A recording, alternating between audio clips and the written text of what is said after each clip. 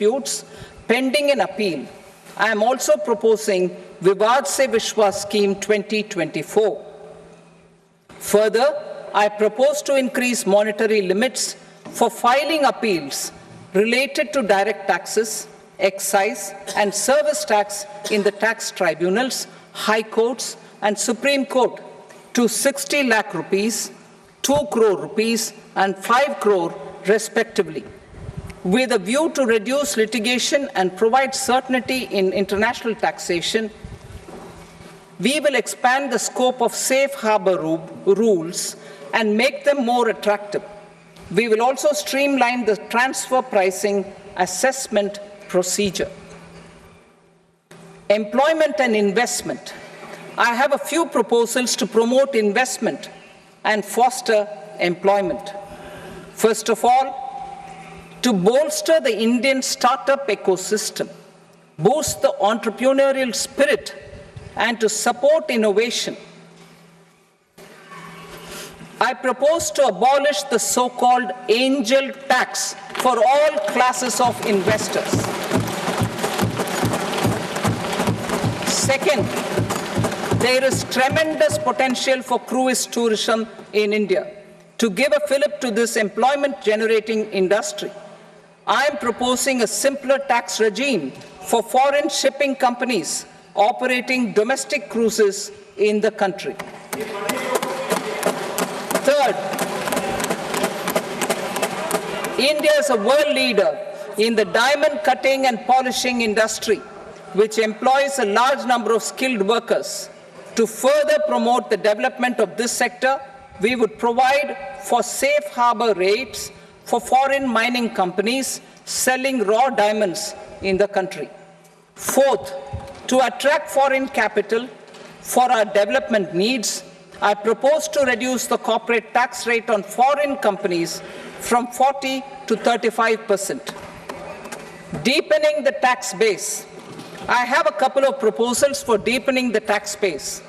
First, security transaction tax on futures and options of securities is proposed to be increased to 0.02% and 0.1% respectively. Second, for reasons of equity, I propose to tax income received on buyback of shares in the hands of recipients. Other proposals. To improve social security benefits, deduction of expenditure by employers towards NPS is proposed to be increased from 10 to 14% of the employee's salary. Similarly, deduction of this expenditure up to 14% of salary from the income of employees in private sector, public sector banks and undertakings opting for the new tax regime is proposed to be provided. Indian professionals working in multinationals get ESOPs and invest in social security schemes and other movable assets abroad.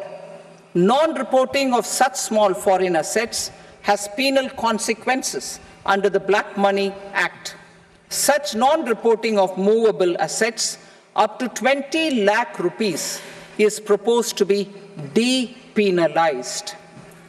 Other major proposals in the finance bill relate to withdrawal of equalization levy of 2%, expansion of tax benefits to certain funds and entities in IFSCs, and immunity from penalty and prosecution to Benamidar on full and true disclosure so as to improve conviction under the Benami Transaction Prohibition Act 1988. Personal income tax. Coming to personal income tax rates, I have two announcements to make for those opting for the new tax regime. First, the standard deduction for salaried employees is proposed to be increased from 50,000 to 75,000 rupees.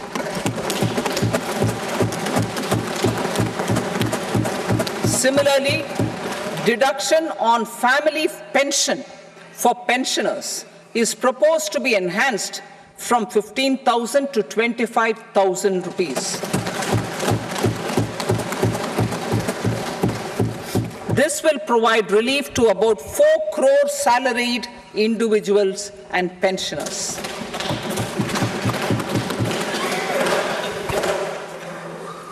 Second, in the new tax regime, the tax rate structure is proposed to be revised as follows.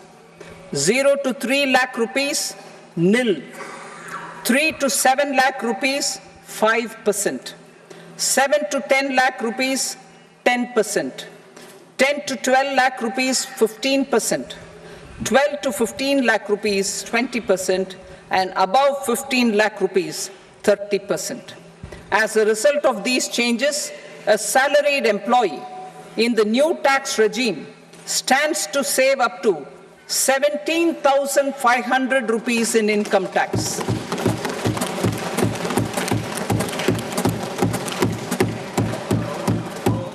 Apart from these, I am also making some other changes as given in the annexure. As a result of these proposals, revenue of about 37,000 crore, that is 29,000 crore in direct taxes and 8,000 crore in indirect taxes will be foregone, while revenue of about 30,000 crore rupees will be additionally mobilized. Thus, the total revenue foregone is about 7,000 crores annually. Mr. Speaker, sir, with this, I commend the budget to this august House. Jai Hind.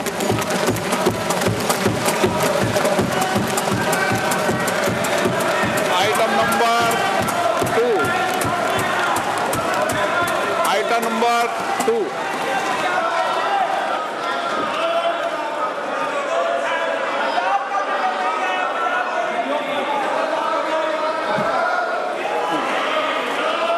Sir, with your permission, I rise to lay on the table the following statements under Section 3 of the Fiscal Responsibility and Budget Management, FRBM Act 2003, Medium-Term Fiscal Policy cum Fiscal Policy Strategy Statement and Macroeconomic Framework Statement.